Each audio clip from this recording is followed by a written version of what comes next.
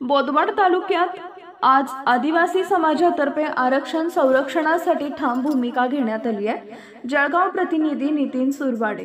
हैदराबाद गॅजेटच्या आधाराने अनुसूचित जमाती एसटी प्रवर्गात धनगर किंवा इतर कोणत्याही समाजाचा समावेश करू नये अशी मागणी करत संयुक्त आदिवासी आरक्षण हक्क कृती समितीतर्फे मोठ्या संख्येने आदिवासी बांधव तहसील कार्यालयावर दाखल झाले। यावेळी तहसीलदार अनिल पुरे आणि पोलीस निरीक्षक अरविंद भोळे यांना निवेदन सादर करण्यात आले।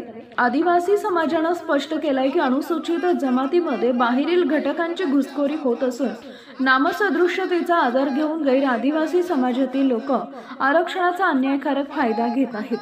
त्यामुळे महाराष्ट्रातील खऱ्या आदिवासींच्या रोजगार व शैक्षणिक संधीवर गंभीर अन्याय होत आहे। निवेदनाद्वारे आदिवासी बांधवांनी राज्य सरकारला इशारा दिलाय की विद्यमान अनुसूचित जमातींचे संविधानिक हक्क व आरक्षण कुठल्याही परिस्थितीत धोक्यात आणले जाणार नाही। बोदवड तालुक्यातील या आंदोलनामुळे आरक्षणाच्या मुद्द्यावर पुन्हा एकदा मोठी चर्चा रंगली आहे। सर्वप्रथम जय आदिवासी जय संविधान। आज दिनांक 23/9/2025 आज बोदवड तालुक्यातील सर्व आदिवासी समाज येथे जमले आहेत। जमण्याचं कारण आहे म्हणजे आमच्या आदिवासी समाजाच्या आरक्षण मध्ये घुसखोरी करण्याचा प्रयत्न करीत आहेत। बंजारा समाज आणि धनगर समाज हे दोन्ही समाजाचे लोक घुसखोरी करण्याचा प्रयत्न करत आहेत।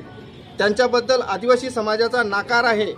तसेच भारतामध्ये हैदराबाद गॅजेट लागू पडत नाही।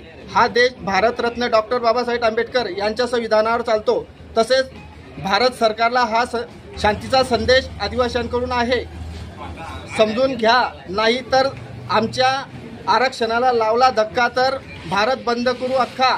जय संविधान, जय आदिवासी, जय महाराष्ट्र।